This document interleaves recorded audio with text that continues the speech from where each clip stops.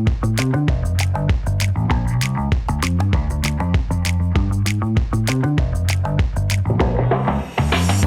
welcome to another episode of Thinking Like a Lawyer. Hey!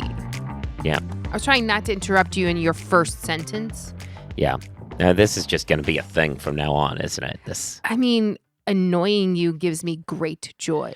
This is Joe Patrice from Above the Law, and that was Kathryn Rubino. We're coming to you again from the middle of March Madness, I suppose. That's true. Happy March. Happy March. Yeah. It is exciting that we actually get basketball games this year. Yeah. You know, and the NCAA has put their misogyny on display, and social media has corrected it, which is nice to see. No, that certainly happened. We also had... for those who aren't following, there was a whole incident during both the men's and the women's March Madness tournaments happen about the same time, and the weight room for the men was like quadruple, if not more, times the size of the one for the women. And one of the Oregon players put it on social media, and it blew up because it was absurd. And also like a bunch of other inequities, like the food was different. The women's team didn't have access to PCR COVID testing, which seems to me like the biggest problem. And at least some of those things have been worked out. Like I think the weight room kind of got the biggest, it was the splashiest. You could physically see the difference between the two. So it was really easy to get mad about. And at least that one's been fixed so far. We'll see if, hopefully all the issues get fixed. Speaking of brackets, if all of you out there haven't checked out Above the Law yet, we're running for this week and going into the next few, but this week is the first round.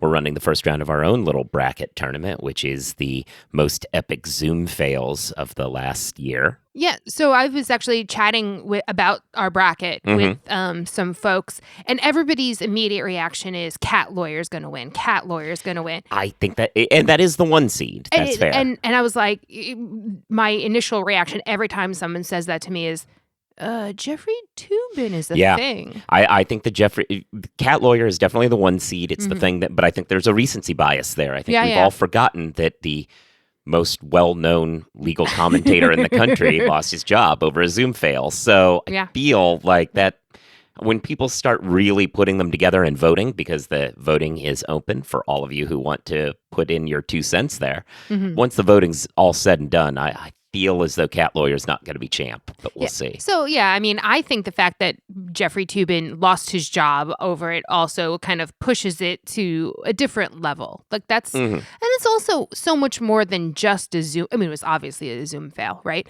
But it's so much more than just like our virtual world. How crazy, he was jacking off during a work call. That wasn't a great look. It was not.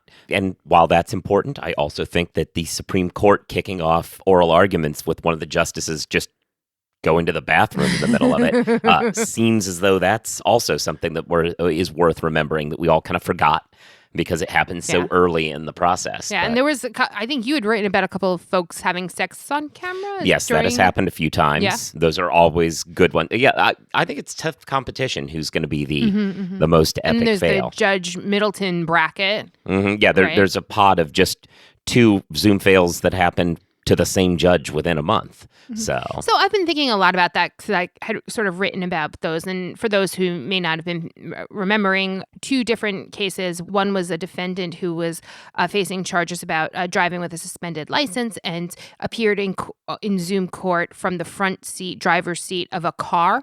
And the judge did not take kindly to the certainly it looked as if that person had driven there. He said he hadn't, whatever. And then the other one was a defendant who was facing charges for assault and had a no contact order with the victim and actually appeared from the victim's house. So both the victim and the perpetrator were in the same house at the time. And the eagle-eyed prosecutor noticed, sent police to the door, and the defendant was arrested, bail revoked, etc. And so they're both in the same judge, same prosecutor even in the cases. And my initial take was like, unluckiest courtroom, because it is. But part of it, I think, is also because Judge Middleton posts it on his personal page. He posts the Zoom recordings. He makes them public because, they are public proceedings, etc. Right. But I have to imagine it's not just that his courtroom is cursed. I think that there's probably millions, well, maybe not millions, but a whole bunch of these kinds of incidents around courtrooms around the country. But, because they're not publicized or, local media isn't tuned into it as much, they're just not getting kind of picked up and going viral in the same way. But I have to imagine there are other problems that are happening in other places that we're just not privy to. That's a fair point. Well, anyway, everyone should check that out. Put your votes in. And then I think we're voting through Thursday. And then we'll, find out who won the first round and put out another bracket and vote on that. Yeah. So anyway, right now, though, I think we're going to check in with one of our sponsors, with Lexicon. So let's hear from them, and then we'll come back and talk some law schools. Here's a message just for the attorneys out there. So you passed the bar, joined a firm, or even built your own. Now are you finding out that you're doing more administration than actual law practice? Lexicon can help. Lexicon is a legal services and technology provider with over a decade of experience streamlining administrative tasks like timekeeping, HR, billing, client intake, and more, so you can focus on maximizing billable hours and increasing client satisfaction. Call 855-4LEXICON or visit lexiconservices.com/go to learn more. So we're back. We are entering the fun part of the year where U.S. News & World Report puts out their ranking of law schools. U.S. News & World Report, despite its name, back in the day, it wrote about U.S. news and the world. Now it just ranks things. So, but that's U.S. News & World Ranking Company. Yeah, exactly. But their annual rankings of law schools are coming out. We expect to be hearing what those are in the next week or so. And before we get started, though, we've got some breaking news, I need one. That's a sound effect I need, like that. Yeah. So some breaking news, which is that the formula has changed. Yeah. So they're looking at outputs.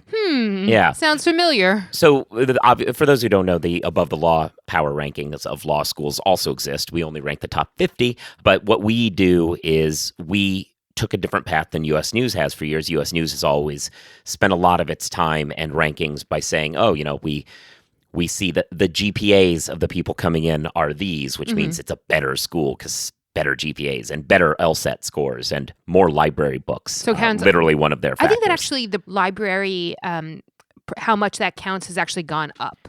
Oh, really? Interesting. I think that's another one. There's something about the library numbers. They fiddle with it a lot. Yeah, they fiddle with it. Yeah. But the above the law rankings, which were created as a counter to that, flipped the script and tried to put more of the emphasis on the outcomes of law school. Not what were you getting smart folks in, but when they were coming out, where were they working? How much were they making? How much debt were they carrying? Like what clerkship opportunities were they getting?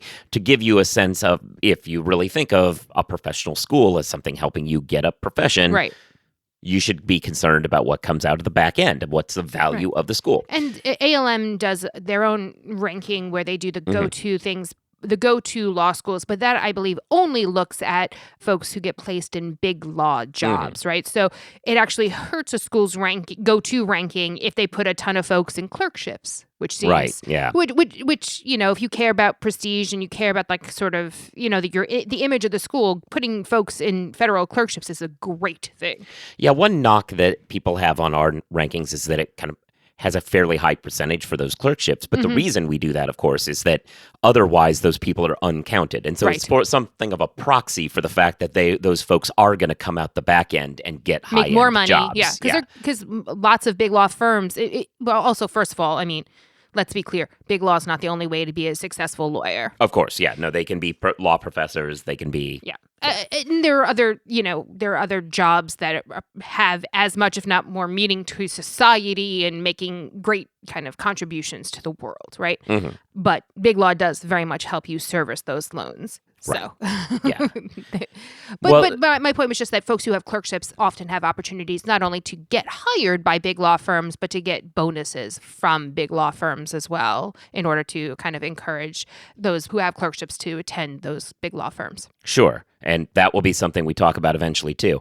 So these rankings, they have a new change in them. We've learned that they are not going to be limited to the incoming stuff that they always have been. They're going to take a page from us at above the law's rankings and have an actual output marker. Sure, they don't characterize it quite that way, but we do. Yes.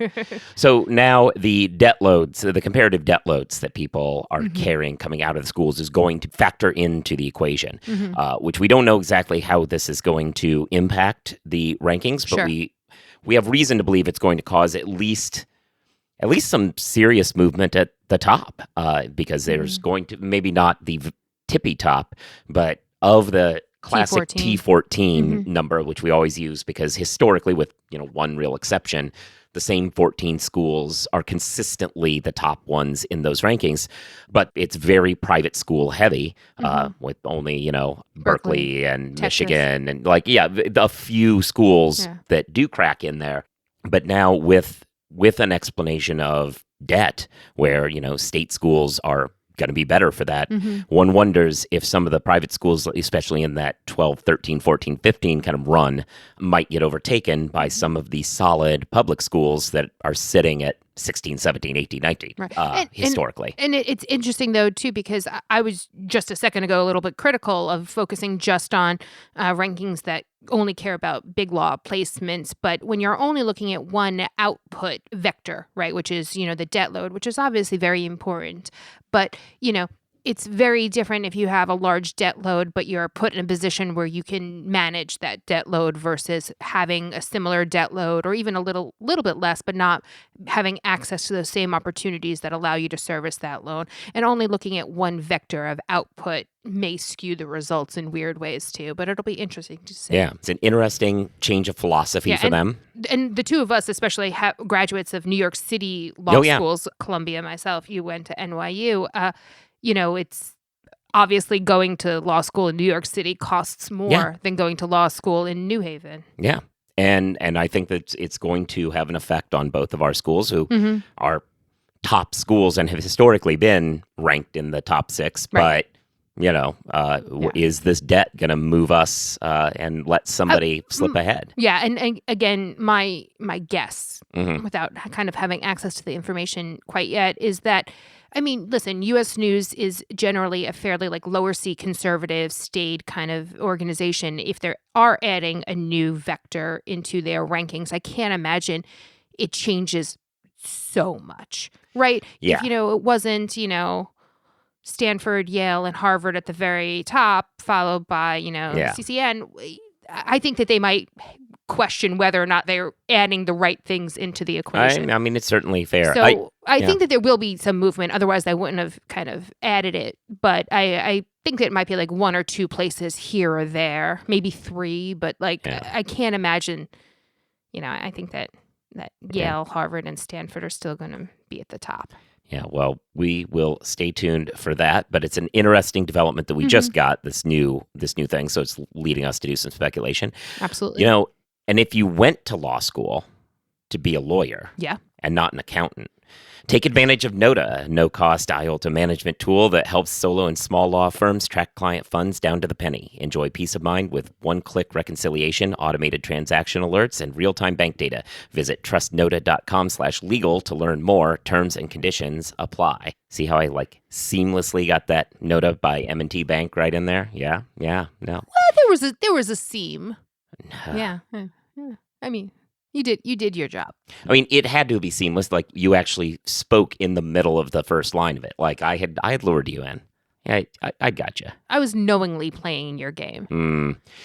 So you mentioned bonuses for big law firms. Right. I was talking about clerkship bonuses, yes. Yeah, but let's talk about bonuses because we have some exciting news for the legal market. Yeah, no. There we go. Yeah. I enjoyed That's a new one. Yeah. I like that one. All right. Yeah. So we have some new bonus news. Yeah, we do. So on Friday of last week, Willkie Farr announced a second round of COVID appreciation bonuses, spring bonuses. They're in the same scale as sort of the ones that started in the fall towards the end of the year of 2020, that you'll remember started it at $7,500 and topped out for senior associates at $40,000, which is quite lovely. And we've talked a lot on this podcast and on Above the Law generally that as bad as Corona has been for the world, many law firms have thrived. Yeah. And so kind of in recognition of that and the fact that it's just harder to do your job in the middle of a freaking pandemic, big law firms were kind of sharing the wealth with their associate base. And so on Friday, Willkie announced a second round of bonuses. They're a little bit different in the sense that they'll be given out in 2 different dates. I think it's June and September. And folks have to be employed by the firm in both June and September to be eligible to get the money. But still very nice. And they were clear in their announcement that this will be in addition to the typical end of year bonuses. And so, great. Extra money is great. It's super, wonderful, whatever. Yeah. And that seems like that would be a great thing and be kind of the end of the story. But it is not. But then what happened? Davis Polk. They came... There you go. They came over the top. If you'll recall, again, in the fall of 2020, Cooley was actually the first firm to announce COVID appreciation bonuses, but they topped out at $7,500. And you'll remember, like 2 seconds ago, I said how they started at $7,500. That's because of Davis Polk. After Cooley put out their very nice and thoughtful bonuses, Davis Polk was like, here you go, and kind of started junior associate paydays where the Cooley bonuses had topped out. And so they kind of created this new standard, and that was that $7,500 to $40,000 scale. And eventually, the biggest law firms, including Cooley, met this scale. Great. Awesome. So this morning, I believe the email was sent at before 6 a.m. It was very early Monday morning, but a great way to start a week. Yeah. Announcing new bonuses. The top of that scale is $64,000. Wow. And I believe it's $12,000 for junior associates. So pretty penny more than the traditional scale. So far, no other big law firms have responded to this kind of developing story, but it is very much developing. I imagine by the time this podcast gets published, we'll have more folks who have responded, but that's why we're not talking about anybody else at the moment. There may be developments. Maybe somebody else will come over the top again. Yeah, no, absolutely. It's a good time for a lot of these law firms. I think it is very interesting these law firms are going as aggressively as they are to show their appreciation and to keep people on the rolls. Like, it would seem like right now would be a time that you wouldn't be worried about bleeding associates and losing some of your workforce. But right now we have summer programs that were largely put off or capped in certain ways over the last year or so. We have folks who, because of bar exam issues, may not be licensed on the usual schedule. So retaining the associates you currently have is pretty important. And I think that's a large factor in why people are doing this. And let's not forget also that was one of the sort of longer term issues from the 2010 kind of big recession, was that big law firms cut associates. A lot of associates lost their job in 2009. And as a result, when 12, 13, when the economy started recovering, they realized that they were missing classes of mid-levels and senior associates. And so it really hurt their business in a lot of ways, like not having that base of folks. And I think that, lessons from the previous downturns, is a thing. And I think that making sure that their folks are happy where they are, that they feel appreciated where they are. And again, it sucks. The world sucks right now. We are hopefully in the twilight of the pandemic, but it's still real. And trying to make it as not awful as possible. And also, don't forget, Davis Polk were also the folks who came out with those packages that we ranked. Oh, yes, and we did. Yeah. And I can't remember if we've already, if we've had an episode in between. Yes, but if we haven't. We mentioned that Davis Polk had a round of bonuses that were kind of gift bonuses that, not cash, but you had to actually take an experience or a gift for yourself, like a real treat yourself sort of round. And we valued it around $1,500. Yeah, and we said on the show that we would have loved to have known what all of those options were and ranked them, and you came through. Thank you, listeners. Yes, thanks, listeners. You came through. You got us versions of all of the offerings, and we were able to put out an article talking about that. So thanks, and you should check that out because there's some good stuff, and we graded them. I'm a little bit harsher grader than you, but I think that's true. I mean that's probably probably... But it was great stuff. Yeah. Yeah. Listen, there were no bad choices. In the end, I think it's just a personal thing. If you like skiing, you're going to value that experience a lot higher than I do, personally. Yeah. No, I mean, I think that's fair. But it was some great options and really showed some thoughtfulness and the diversity of options. And, you get there's a lot of different folks, so I think are going to be very happy with a lot of those gifts. Now, you already previewed this a little bit, but coming out of past recessions, but how have law firms weathered previous economic downturns and come out stronger on the other side? LexisNexis Interaction has released an in-depth global research report confronting the 2020 downturn, lessons learned during previous economic crises. Download your free copy at interaction.com/likealawyer to see tips, strategies, plans, and statistics from leaders who have been through this before and how they've reached success again. So it is basketball tournament, of course, time. But that doesn't mean, but actually there is still college football going on. All the Division I AA, or I guess now it's FCS folks, they're all playing right now. But we wanted to talk about a different, darker issue from college football that has come up over the last week. A study that has come out showing that if you're in criminal court at all the week after unexpected LSU loss, you're likely to get a longer sentence. And if you are a young black man in criminal court the week after LSU loses a game they aren't supposed to lose, it is a significant harsher sentence. Yeah. Really problematic. Yeah, and obvious, maybe not obvious, but I don't believe that judges think that they're doing this, but you cannot deny the kind of statistics, the correlation there.